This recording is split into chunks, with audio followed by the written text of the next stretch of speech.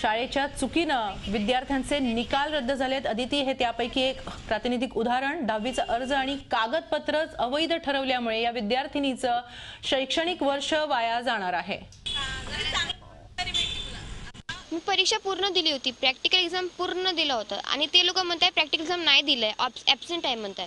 मी इकडे 3-4 वेळा गेले, जिल्हा परिषदला गेले होते, मंत्रालयाला गेले होते, तरी मला काय रिस्पॉन्स भेटत नाहीये। आज म्हणते आता तुम्ही परत एग्जामला बसा, चान्स भेटतोय तर करा।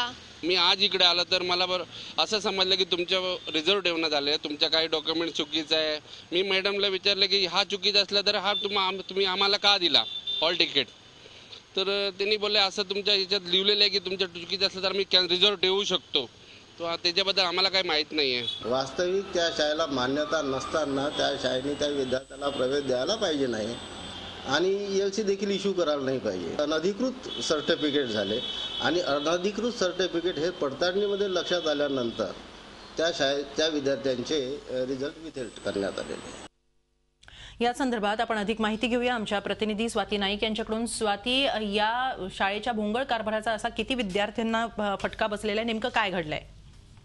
हेमाली, ज्या शाळा आहेत ज्या अजूनही अधिकृत झालेल्या नाहीत किंवा शासनाने नोंदणीकृत केलेल्या नाहीयेत, अशा शाळांमधून जे 10वीची परीक्षा किंवा बोर्डाची परीक्षा देतात अशा विद्यार्थ्यांना ह्याचा फटका बसलेला आहे। आता जी शाळा सध्या आपल्या समोर आलेली आहे ती म्हणजे दिव्याची होली शाळा आहे। त्या शाळेच्या 5 विद्यार्थ्यांचं हे शैक्षणिक नुकसान झालेलं आहे। त्यांना 17 नंबरचा फॉर्म भरून त्यांना परीक्षेत बसवण्यात आलं होतं। त्यांनी सुद्धा परीक्षा दिलेली आहे पण त्यांना रिझल्टच देण्यात आलेला नाही, कारण त्यांना शाळेतर्फे जे लिव्हिंग सर्टिफिकेट देण्यात आलं होतं बोर्डाला ते अनधिकृत ठरतंय, त्यामुळे त्यांचा रिझल्टच रद्द करण्यात आलेला आहे। हे मानले।